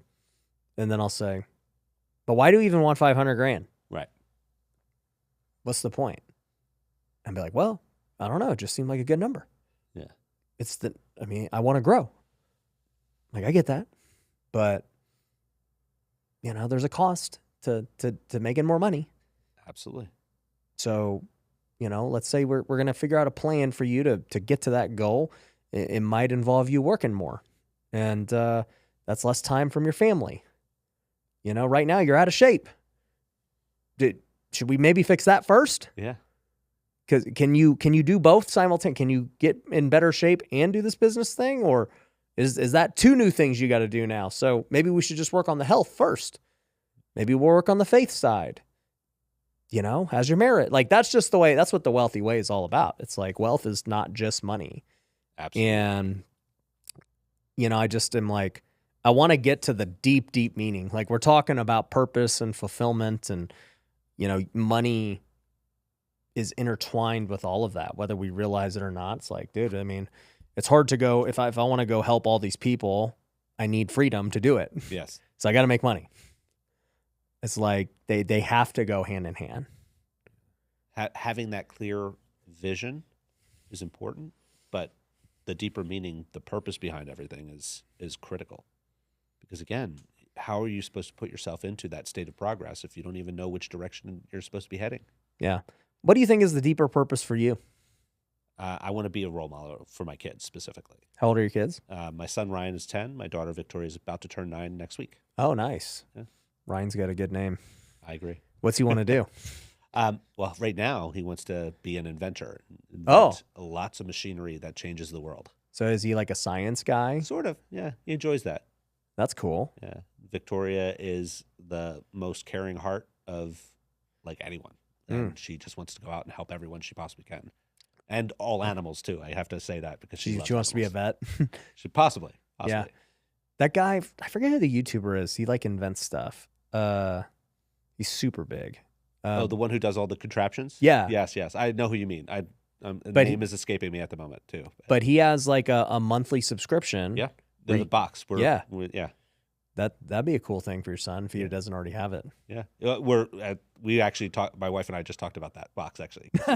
She saw one of his videos. I think it was a YouTube ad. Yeah. Where he was showing like the subscription model that they have, which is a box that comes every month with a new contraption that the kids could build with the family. Yep, exactly.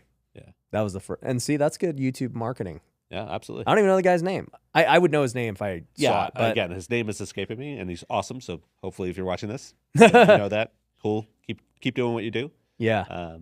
But yeah, it's definitely it's definitely something that I'm focused on, because I was asked the other day, like what are my bucket lists, right? Mm-hmm. And like if I could only choose one bucket list item, what would it be? And I the response I gave was a little bit, I guess, different, because it is a bucket list for me, but it's not really for me. Mm-hmm. Like my bucket list is I want to see my kids' success.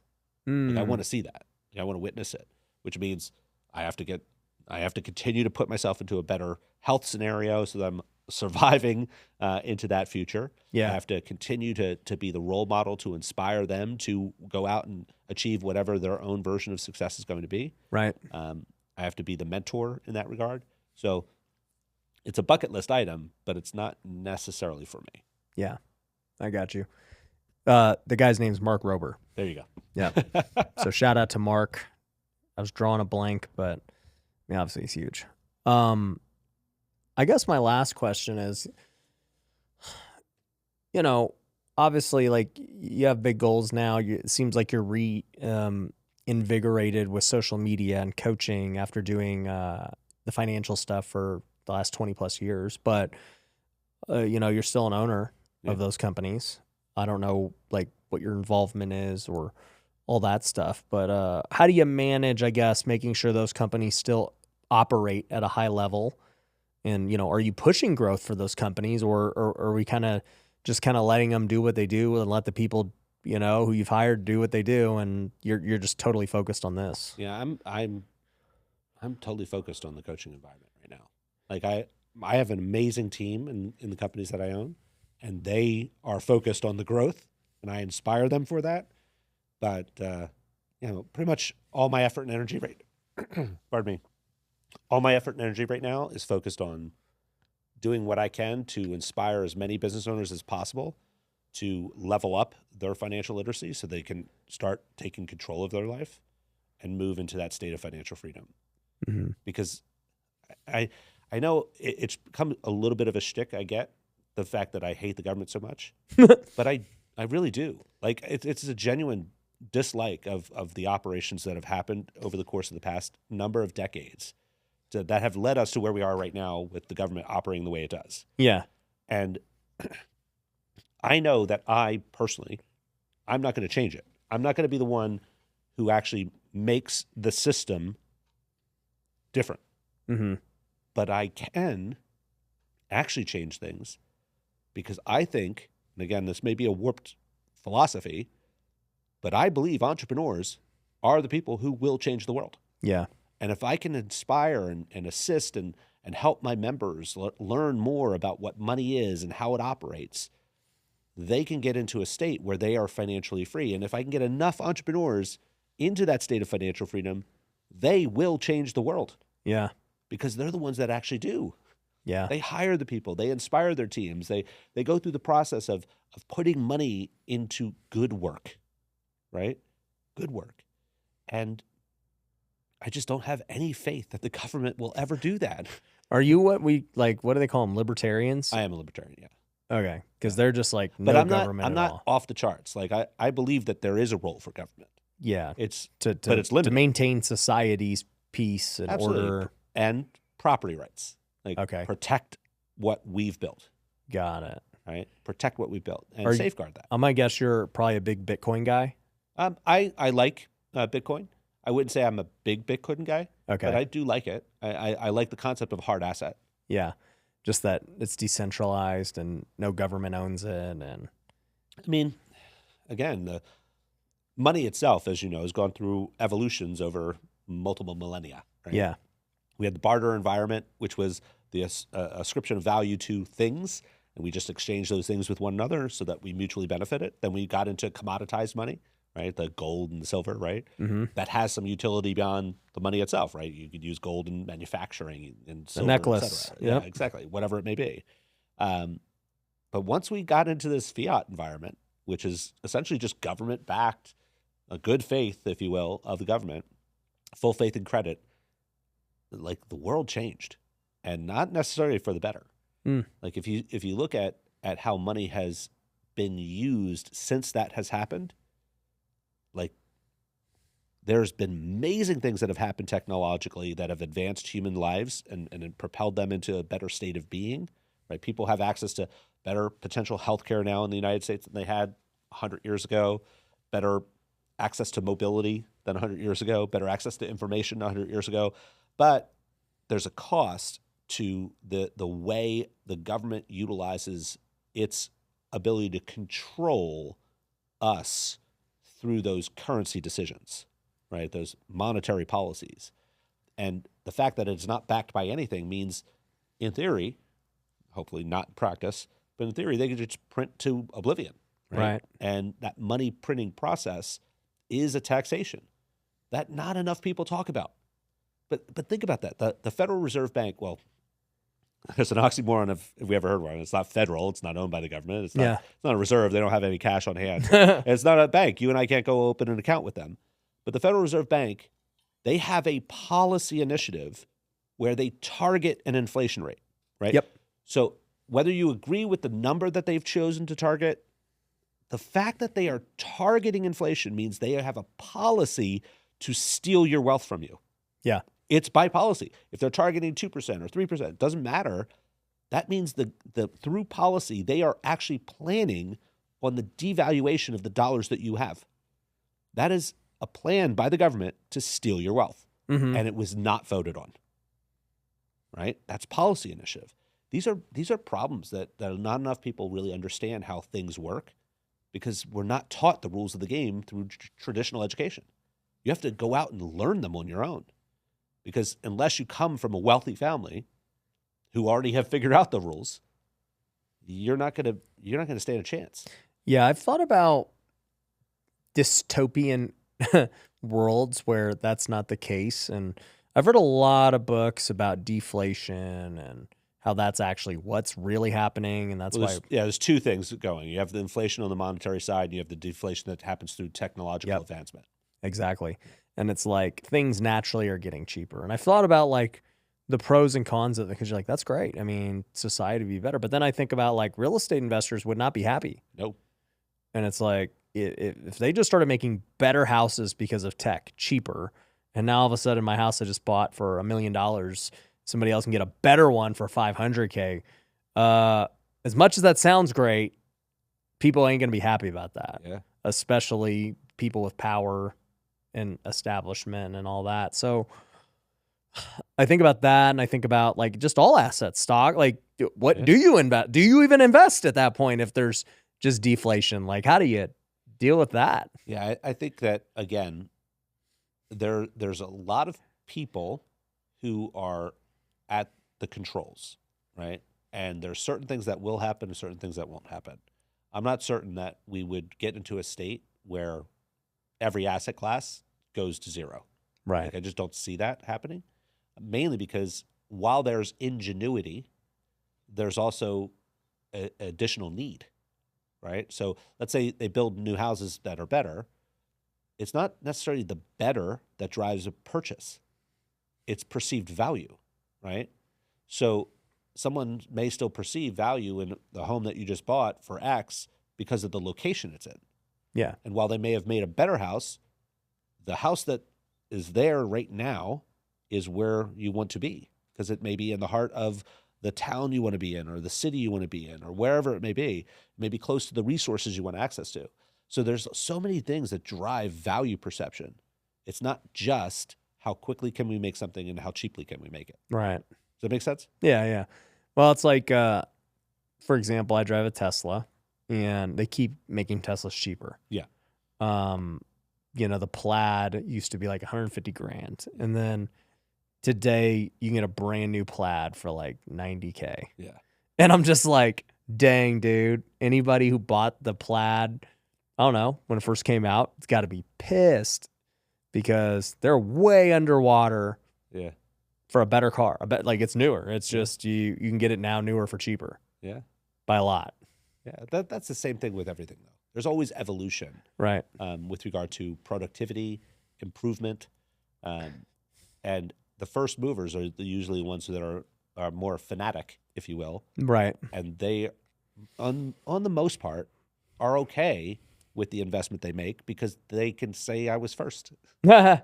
right? Like the people who bought the Plaid at 150, which I brought an X, it was like 160 and change, There you go. right? So you're that guy. I was that guy, but I was in a state of financial freedom already. Yeah. And I bought a big toy, right? When like in the grand scheme of things, I bought a toy, and I chose to do that because men, when we grow up, we're still kids, Yeah. and our toys just get more expensive, Yeah. right? And when I look at it, I don't feel bad that I invested that amount of money because I got something from it, right? You got utility out of I it. did. Yeah. And enjoyment. I Yeah. enjoy like that. That car's fast Yeah. instantly, Yep. right? So I'm a big kid. I got joy from that. Now, that's different than like my Maserati, which I bought that because of different reasons, right? Mm. So like when you buy things, there's usually a reason for it, but just remember, all of that is just stuff, right? And while stuff and from a consumption standpoint happens in our lives, don't do that unless you are getting the access to capital from something you have not traded your time for, right? So many will consume by exchanging a dollar that they got because they exchanged their time doing something, and they will use that dollar to buy a thing. Yeah. The problem with that, from my perspective, is that dollar is the most valuable dollar you have because you exchanged something infinitely valuable, more valuable than it. Yeah. Right. So I was talking with someone else. I can't remember exactly who I heard this from, but this is not Edward's philosophy. I didn't invent this, but someone put it into context where, like, if I were to write you a check right now, right, and because I have my checkbook over in my bag. You carry a checkbook? Yeah, I have. Dang, I have dude. checks, and I'm old. I'm old. But if I were to write you a check for $100 million, Okay. and I guarantee it will cash, Okay. would that make you happy? Yeah. Yeah. I'd be psyched. The If you want to do that, yeah, we could do it. But the caveat is this: Okay. you can't wake up tomorrow or ever again. No. Yeah. No. Right? Why? Because simply waking up is worth more than $100 million. Yeah. Let me add a zero to it. Waking Still up doesn't matter. more work. That concept, time, is the most valuable thing. And so many people will take their time, give it to someone in exchange for $1, then they will use that $1 to go buy sneakers or TV or a latte. Instead, what I believe people should really consider doing, I'm trying not to shit all over people. So that's my goal and I'm always failing, but I think people should consider figuring out how to take that $1 that they just exchanged, the most valuable thing they have to get, and use that $1 to go get an asset, not a liability. All the other stuff like the stuff you have, TVs, whatever it may be, that's all liabilities. It just takes money from you. It doesn't add money to you. So if you want that thing, if you want the TV, if you want the car that you're using personally, not for business, right? If you're using a personal vehicle, like if you want that, I'm not trying to say you shouldn't want that, but instead of using the $1 that you exchange time for, go put that $1 into an asset and collect enough assets so that the cash flow from those assets can go buy the car you want. Right. Because that asset now is working 24 hours a day, 7 days a week for you. Yeah. And as long as you give it the care it needs to cultivate its continued cash flow capabilities, that is a way better use of acquisition of liabilities than anything else. What would you say, now you can't say yourself, is the best asset to invest in? Because we all know yourself is best. That's where it all starts. What for you personally, what has been your best investment? Business. Your my business. own businesses. Yeah. 100% my own businesses have been the best investment I've ever made because they've led to what I have now. Right? They produced everything. They produced everything else I have. Yeah. And I need, like, I would say the same. It's like, obviously, like, I think we kind of misinterpret assets and in a lot of the Yes. financial world. Like people are like stocks, real estate, crypto, things that don't require you to really like run them and do. But I'm Yeah. like, nah, dude, like your business is an going to asset. produce you the most amount of money. 100%. Again, like if you look at people who have attained real wealth, like we like people out in the world that you can witness, how did they do it? The vast majority have done it through business ownership. Yeah. Now, and again, real estate, when done right, is business. Right. So I'm not in any way saying real estate is not as good as any other business. It is business. Yes. So if you invest in yourself, your own business, like think about the concept here. Someone, because we were talking about 401ks earlier, I get a kick out of this. You are interested for someone who ascribes to 401k, and I know this is strange. I own a private wealth management firm. We do Yeah. traditional investing all the time for people. But that most of that time it's because we're looking at capital allocation for diversification purposes. Yep. They're already super rich. They got Exactly. rich in one thing. Exactly. Now it's just like, hey, like let's grow, but not risk it all in one thing. But so many people have been sold this lie that it is perfectly logical, which it is not, to take your money and invest in someone else's company, meaning through a stock. Yep. That's not your company, it's someone else's company, instead of investing in your own company. Yep. Like that's ridiculous to me. It's crazy. Like, why would you do that? That stock that you Because bought you is have not less gonna- faith in you. That's Absolutely. the only reason. That's literally what I was talking about the other day. I was having this conversation with a group of business owners, and we were talking. That tells me that you do not believe in you. Yep. You believe in Amazon or Tesla or whatever it Hey, is and- more than yourself. Come on. And you know what? I mean, some people should. Some people should invest in other companies. Like, Until you get to a point Yeah. where you've developed your skill sets that you can you're the actually best add investment. value, Yep. you have to invest in yourself Yep.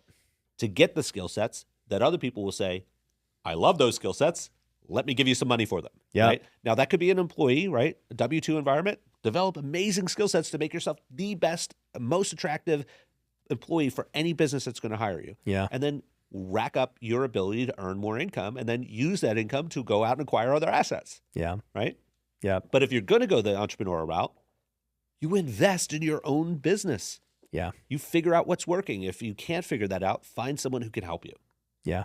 right? Everyone who has, again, achieved a level of success, I don't know anyone who has done that without getting help from someone, Oh, yeah. whether that's through a book, a podcast, a mentor, whatever it may be. They get help from someone. Like even in athletics, right? You have coaches, right? You have a lot of different coaches Oh, yeah. because everyone who knows what success really is understands that there are lessons that have to continually be learned. Yeah. And if you don't have a coach in your life, or if your coach, let's say this, if your coach doesn't have a coach, you deserve a better coach because everyone needs to learn. Yeah. And there's always opportunities to learn from others. Got it. Well, Edward, dude, I appreciate you coming on, man. It means a lot. I think people learned a lot about what the wealthy are actually doing and how wealthy people think. And if somebody wants to keep learning, what is the best way they can follow you? The best way right now would be on Instagram, Okay. Edward Collins _upleveled. On Edward Collins _upleveled. Correct. Cool. So we'll link to that down below in the description. And as always, guys, make sure you subscribe, and we will catch you on the next one. Peace.